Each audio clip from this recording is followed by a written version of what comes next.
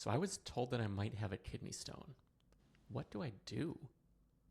Well, let's talk about that. This is a written question that is actually a pretty important one that we wanted to touch on. So I was told I might have kidney stones. What do I do? So I'm just going to read it for Jill and for you, the dear listener. I am a 21-year-old male, and last week I went to urgent care with my bladder hurting. So I went to the doctor, and I could not pee a lot. So they just diagnosed me with a UTI because I had blood in my urine. I went back today because my sides started hurting slightly, and I thought the UTI had spread to my kidneys. I peed this time, and they said that I don't have a UTI, and it's possibly kidney stones. So here's the question. Is there anything that you can tell me to deal with the pain if it is a kidney stone? Also, is it likely that I'll have to get surgery?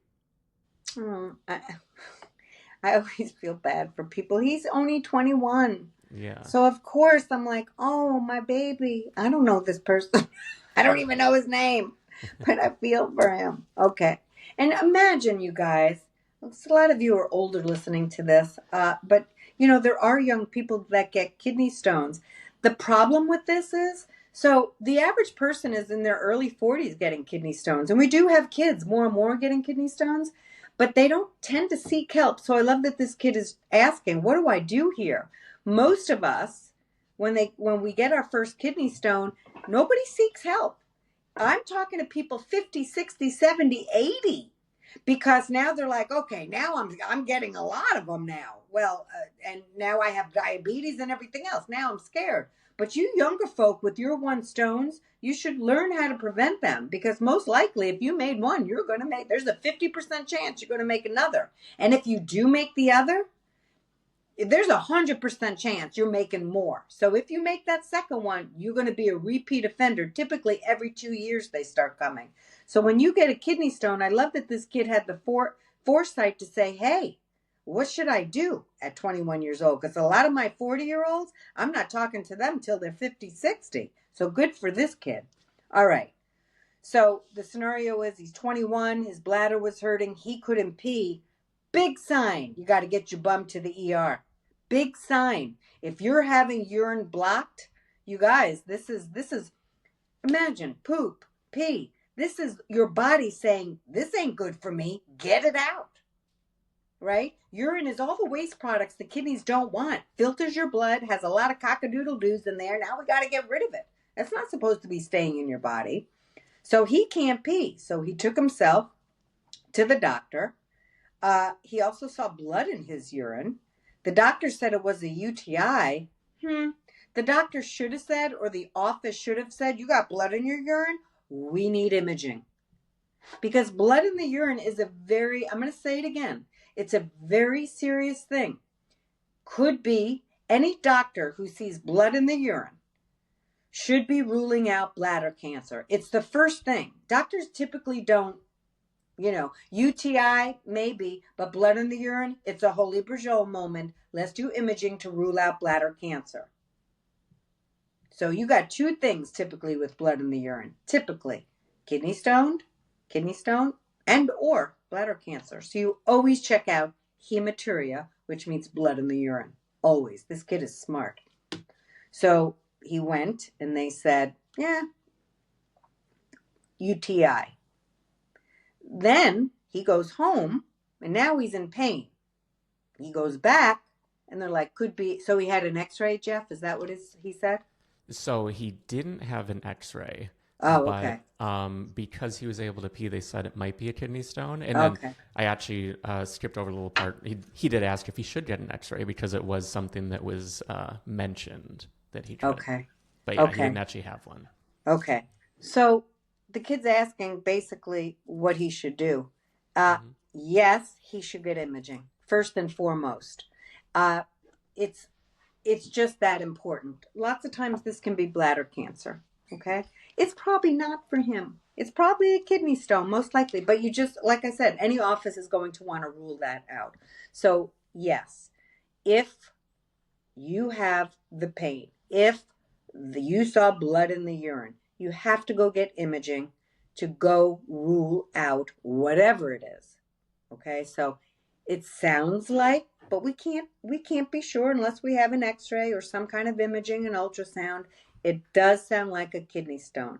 The fact that he couldn't pee, but then the pee could have got lodged and then it unlodged, and now he's able to pee. And typically when a stone's going through your system, your ureters, again, the kidneys, the ureters are attached to the kidneys, and these ureters are like little straws, little tubes that lead the urine down to the bladder, and then from the bladder we pee.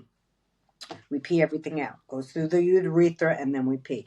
So the fact that the kid had pain, the fact that it came back, the fact that now he can pee, it sounds like a stone was on its way out, could be stuck somewhere else now. Who knows? We don't know unless we have imaging. The good thing is he's peeing, but he will definitely need imaging for sure. And then if he does have a kidney stone, the next thing he needs to do is, dear doctor, okay, I got a kidney stone. Is this in a place where I can pee it out? Is this in a place where we can just watch and see? Is this in a place where I need to get this out right now? So there's lots of times people are like, I have stones in me, but my doctor said they're in a place where we could just wait and see. And so people will say, what do you think about that, Jill? And I'm like, surgeons are very good. This is their job to say, wait and see. We got to get it out. It's in a place where it's not going to move. Or the likelihood, yes, you can pee that out. It's less than 5 millimeters. That doesn't mean, folks, if you have a larger stone, you can't pee it out. Because I've had many patients tell me, oh, I've peed out stones larger than 5 millimeters. That is the average, we say, where 5 millimeters is usually the cutoff where, you're probably going to need surgery. But I've definitely had plenty of patients pee out larger stones. Okay, so all of that. So the surgeons are very good at the probability or saying what will probably happen. We can leave it. We'll watch and see. It's in a place where it's very embedded, or you'll probably pee it out. So as far as the watch and wait stones, lots of those are in your lower pole of the kidneys.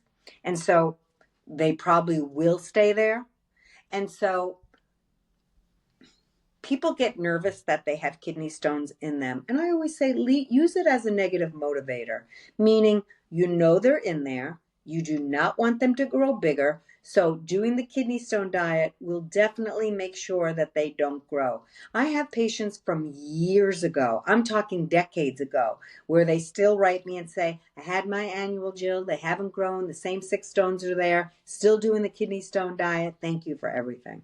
And so if you're hydrating, if you're watching your sodium, if you're getting your calcium, if you're not binging on spinach all the time, if you are, not doing paleo diet and making sure that you're eating moderate amounts of meat protein, you're doing all the things, not yet eating too much sugar, you're doing all the things, and you follow the kidney stone diet, most of the time those stones won't grow. So people will say, well, I'm nervous because I want those out. My take is, from somebody who's had many surgeries for her cancer stuff, if a doctor tells you you don't need a surgery, don't have a surgery, because they're not fun. So like I said, the urologist, that is their job. They're very well versed, typically, on when a stone should come out, when it shouldn't come out. Some patients have told me over the years, they just want us to make stones and so they can make money. Urologists don't want you to make stones. They don't want you to make stones. They're not telling me things on diet, Jill, because they're just going to make money to take them out.